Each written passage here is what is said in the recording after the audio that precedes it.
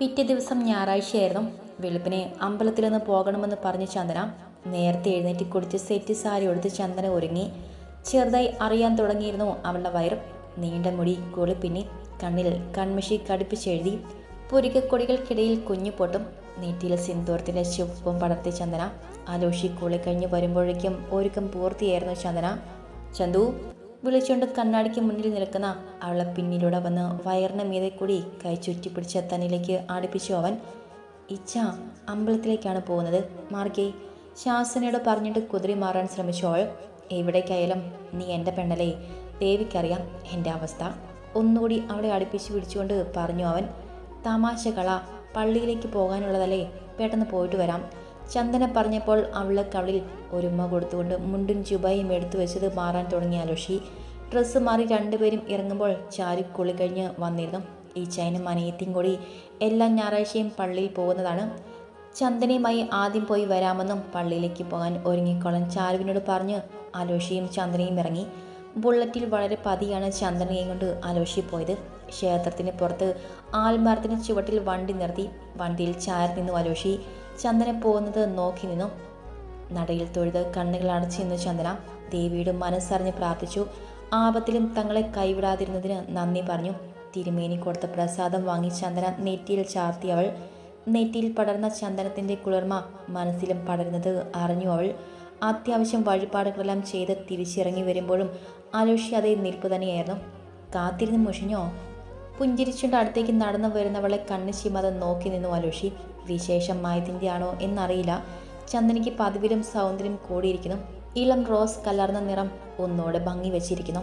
കവിളുകൾക്ക് വല്ലാത്ത തുടുപ്പും ചുവപ്പും. തടി വെച്ചിട്ടില്ലെങ്കിലും അവളിൽ എന്തൊക്കെയോ മാറ്റമുള്ളതുപോലെ തോന്നിയവന്. നീളമുള്ള താലിമാല വയറിന് മുകളിൽ കുറച്ച് പൊന്തി നിൽക്കുന്നു. തൻ്റെ കുഞ്ഞിൻ്റെ വളർച്ചയ്ക്കനുസരിച്ച്. സ്വന്തം ഭാര്യ ഇങ്ങനെ വായി നോക്കി നിൽക്കുന്ന നാണമുണ്ടോ മനുഷ്യ? ചന്ദന അടുത്ത് വന്ന് അവൻ്റെ നെറ്റിയിൽ ഇലച്ചിന്തിൽ നിന്നും ചന്ദനം തൊട്ടു കൊടുത്തുകൊണ്ട് പറഞ്ഞു. ചന്ദനത്തിൻ്റെ കുളിർമയേക്കാൾ അവളുടെ കൈകളുടെ മൃദുലത നെറ്റിയിൽ അറിഞ്ഞു അവൻ. നിന്നെ അല്ലാതെ മറ്റു പെണ്ണുങ്ങളെ വായി നോക്കാൻ പറ്റോ? അടികിട്ടില്ലേ പെണ്ണേ? അവളെ നോക്കി കണ്ണിറക്കിക്കൊണ്ട് പറഞ്ഞു അവൻ. ഓ മതി മതി, പോകാം. ചിരിയോടെ പറഞ്ഞുകൊണ്ട് അവൻ്റെ പിന്നിൽ കയറിയിരുന്നു അവൾ. തിരികെ എത്തുമ്പോൾ ചാരു റെഡിയായി നിൽക്കുന്നുണ്ടായിരുന്നു. നെറ്റിയിലെ ചന്ദനക്കുറി മായ ചോദിച്ചാ, പള്ളിയിൽ പോകുമ്പോൾ ഇട്ടേച്ച് പോകണ്ട പറഞ്ഞുകൊണ്ട് ചന്ദന ഇറങ്ങി നിന്നു. വണ്ടിയുടെ ക്ലാസ്സിൽ നോക്കി ചന്ദനക്കുറി മാച്ചു ആലോഷി. പോയിട്ട് വരാം ഏട്ടത്തി, ചായയിട്ട് വെച്ചിട്ടുണ്ട്, കുടിച്ചിട്ട് റെസ്റ്റ് എടുക്ക്, അപ്പോഴേക്കും ഞങ്ങൾ വരാട്ടോ ചന്ദനയുടെ കവിളിൽ പിടിച്ചുകൊണ്ട് പറഞ്ഞു ചാരു. ഉത്തരവ്, ചന്ദന കളിയാക്കി പറഞ്ഞു. അവർ പോയപ്പോൾ അവൾ അകത്തേക്ക് കയറി ഉമ്മറത്തെ വാതിലടച്ച് ലോക്കാക്കി. മുറിയിൽ പോയി ഡ്രസ്സ് മാറി. ചുരിദാറിൻ്റെ ടോപ്പ് കുറച്ച് ടൈറ്റ് ആകാൻ തുടങ്ങി. കുറച്ച് ലൂസുള്ള ഡ്രസ്സ് വാങ്ങാൻ പറയണം, നൈറ്റിയോ മറ്റോ മനസ്സിൽ ഓർത്തുകൊണ്ട് ചന്ദന അടുക്കളയിലേക്ക് നടന്നു. ഫ്ലാസ്കിൽ ഉണ്ടാക്കി വെച്ച ചായ കപ്പിലെടുത്ത് സെറ്റിൽ വന്നിരുന്നു. ചായ കുടിച്ച് കുറച്ച് നേരം കിടന്നു. എന്തോ ക്ഷീണം പോലെ തോന്നിയവൾക്ക്. ഇടയ്ക്ക് തോന്നാറുണ്ട് ഒരു അലസത. അങ്ങനെ കിടന്ന് മയങ്ങിപ്പോയി ചന്ദന. ആലോഷിയും ചാരും തിരികെ വന്ന് വിളിച്ചപ്പോഴാണ് ഞെട്ടിപ്പിടിഞ്ഞ് എഴുന്നേറ്റത് ചന്ദന. പോയി വാതിൽ തുറന്നു. ഏടത്തി ഉറങ്ങിപ്പോയെന്ന് തോന്നുന്നു, ചാരു ചോദിച്ചുകൊണ്ട് അകത്തേക്ക് കയറി. അവളുടെ മുഖഭാവം ശ്രദ്ധിച്ചുകൊണ്ട് അകത്തേക്ക് കയറി ആലോഷി. എന്തൊരു ക്ഷീണം പോലെ, ഞാൻ കിടന്നതാ, ഉറങ്ങിപ്പോയി ചന്ദന പറഞ്ഞു കേട്ട് ആലോഷി അവളുടെ നെറ്റിയിൽ കൈവച്ച് നോക്കി. പനിയൊന്നുമില്ലല്ലോ, ഡോക്ടറെ കാണാൻ പോണോ? ആദ്യയോട് ചോദിച്ചു അവൻ.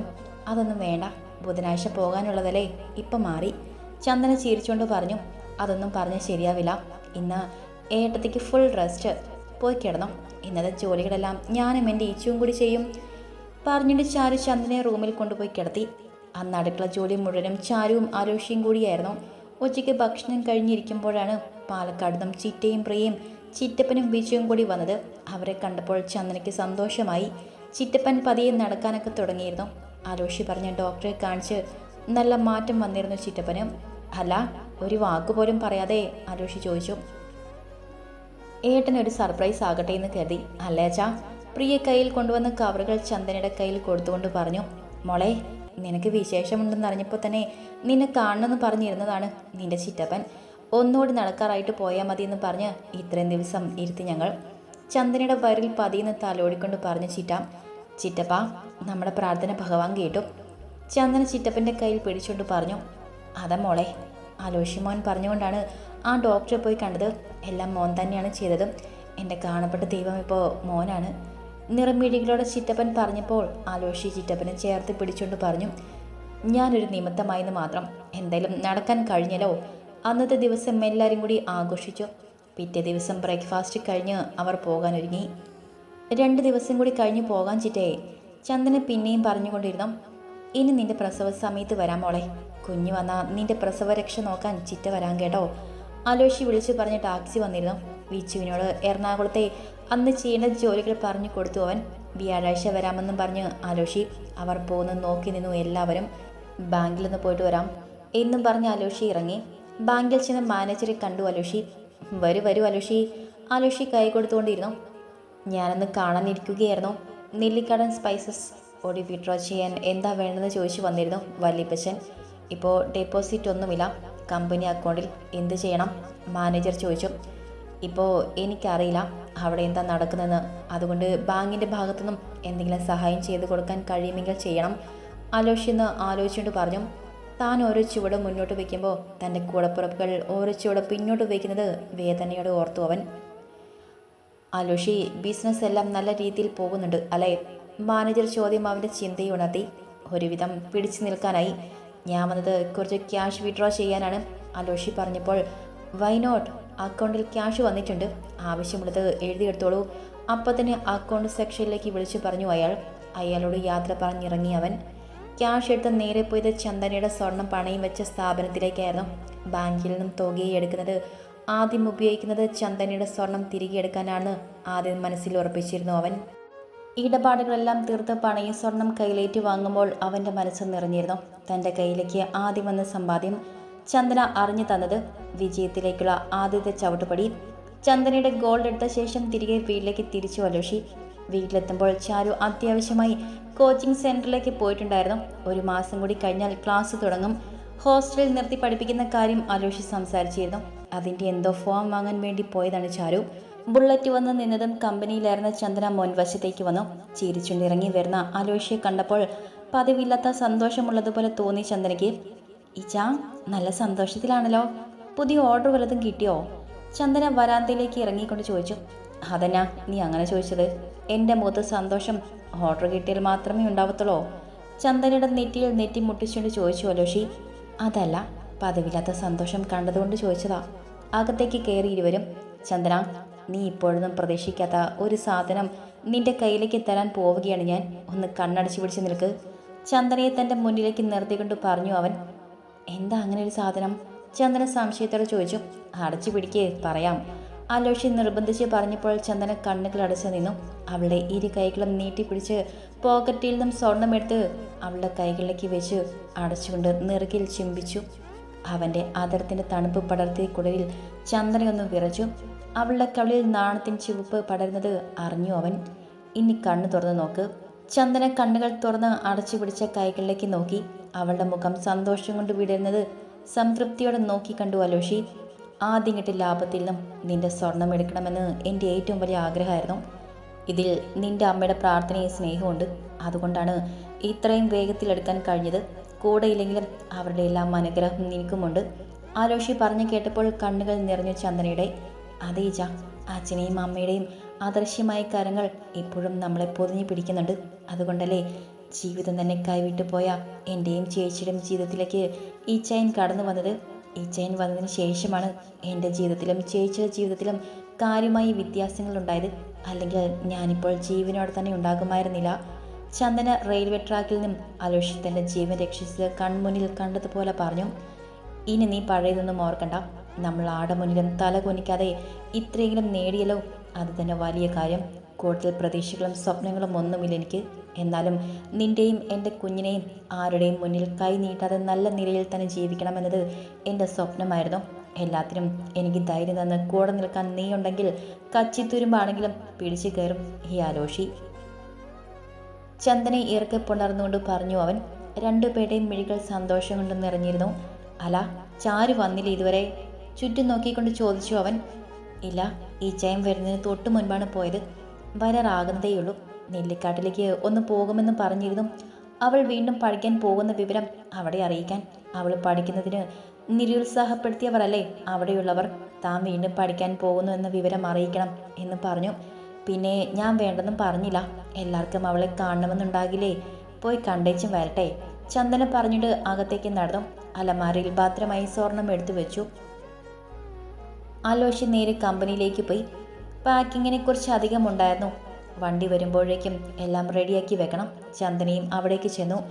നീ ഭാരമുള്ളതൊന്നും എടുക്കണ്ട കേട്ടോ, അവിടെ പോയി ബില്ല് എഴുതിക്കോ, ഇതൊക്കെ ഞങ്ങൾ ചെയ്തോളാം. ആലോഷി പറഞ്ഞപ്പോൾ ചന്ദന തിരികെ പോയി. എല്ലാം പാക്ക് ചെയ്ത് കഴിയുമ്പോഴേക്കും വണ്ടി വന്നു. എല്ലാം കയറ്റിക്കഴിഞ്ഞ് ബില്ലെടുത്ത് ആലോഷി ഇറങ്ങി. പെട്ടിവണ്ടി മുറ്റത്തു നിന്നും പോകുന്നത് നോക്കിയിരുന്നു ചന്ദന. ചാരു നെല്ലിക്കാട്ടിലെത്തുമ്പോൾ പുതിയ വീടുകളിലെ പണി നോക്കിക്കൊണ്ട് വല്യമ്മച്ചി മുറ്റത്ത് തന്നെ ഉണ്ടായിരുന്നു. അവളെ കണ്ടതും അവർ സന്തോഷത്തോടെ അടുത്തേക്ക് ഓടി വന്നു.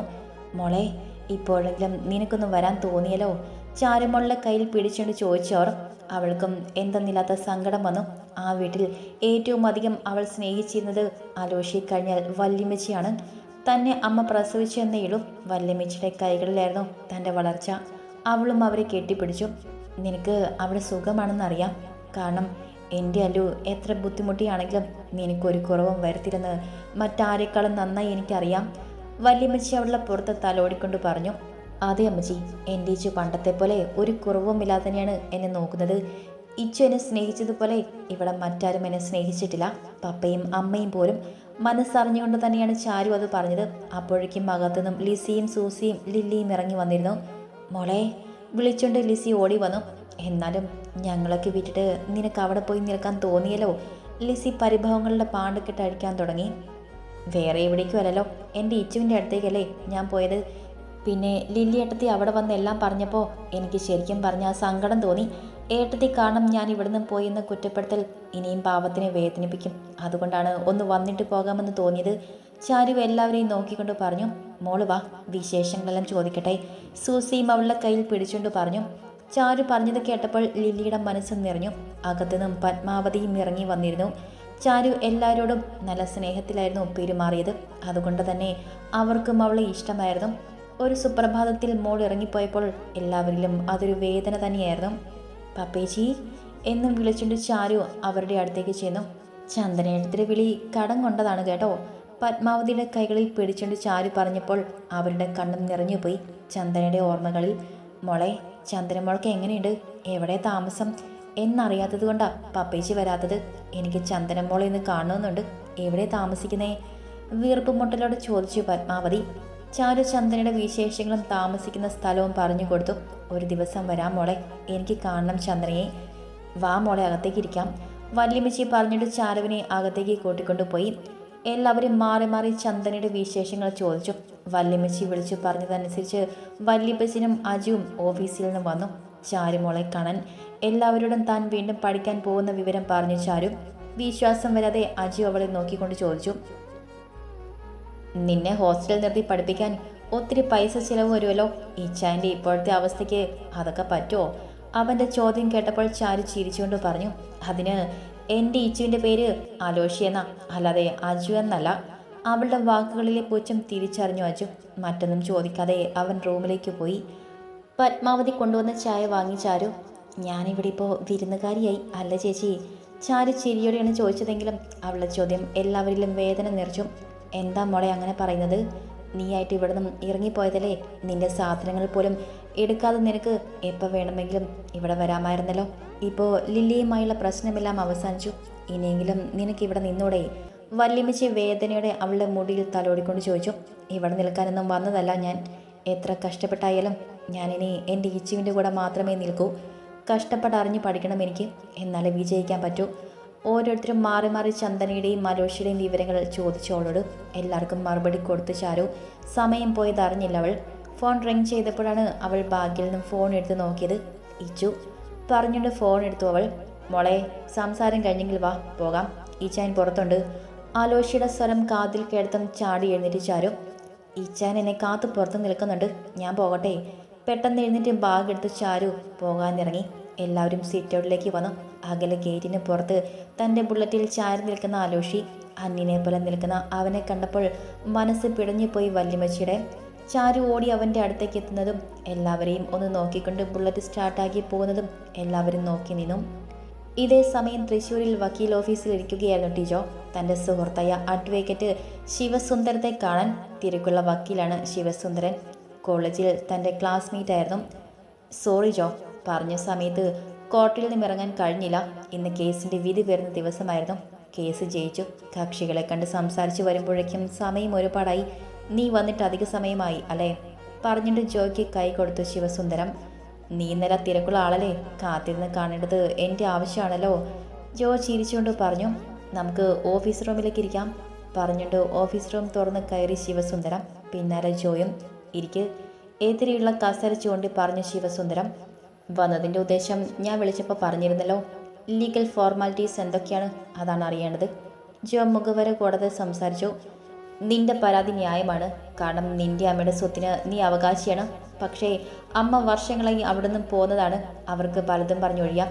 എന്ന് വെച്ചാൽ നിന്റെ അമ്മ അറിയാതെ തന്നെ മരണപത്രത്തിൻ്റെ രൂപത്തിൽ ഗോപാലൻ എന്ന കക്ഷിക്ക് അമ്മയുടെ അമ്മ തിരോധാനം ചെയ്ത് കൊടുത്തിട്ടുണ്ട്. എങ്കിൽ നമുക്ക് അവകാശം ചോദിച്ചു ചേരുന്നതിൽ ഒരവകാശവുമില്ല.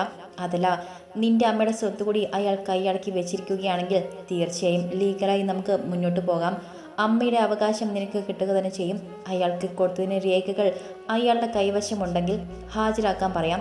രേഖകൾ ഹാജരാക്കിയാൽ നമുക്ക് പിന്നെ ഒരു വോയിസുമില്ല. അവിടെ അയാൾ പരാജയപ്പെട്ടാൽ നിന്റെ അമ്മയുടെ ഏതൊക്കെ സ്വത്തുവകകളുണ്ടോ അതിൽ പാതി നിന്റെ അമ്മയ്ക്ക് കൂടി അവകാശപ്പെട്ടതാണ്. അതായത് 2 പെൺമക്കൾക്കും തുല്യ അവകാശം. നമുക്ക് മുന്നോട്ട് പോകാം, ശിവസുന്ദരം വ്യക്തമാക്കി.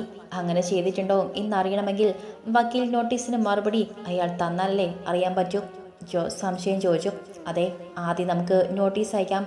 നീ അല്ല അയക്കേണ്ടത്, നിന്റെ അമ്മയാണ്. ഞാൻ ടൈപ്പ് ചെയ്തിരുന്ന പേപ്പറുകളിൽ നിന്റെ അമ്മയുടെ സൈൻ വാങ്ങണം. പിന്നെ ഗോപാലൻ എന്നയാളുടെ ഫുൾ അഡ്രസ്സ്. ഫോർമലായി ഒരു ലെറ്റർ അയക്കാം. വിശദ വിവരങ്ങൾ കാണിച്ചുകൊണ്ട് പരാതിക്കാരുടെ സ്ഥാനത്ത് നിന്റെ അമ്മയുണ്ടായിരിക്കണം. നിയമം കൊണ്ട് തന്നെ നേരിടാം, ആത്മവിശ്വാസത്തോടെ പറഞ്ഞു ശിവസുന്ദരം. ടീച്ചറുടെ മുഖത്ത് വന്യമായ ഒരു ചിരി വിരിഞ്ഞു.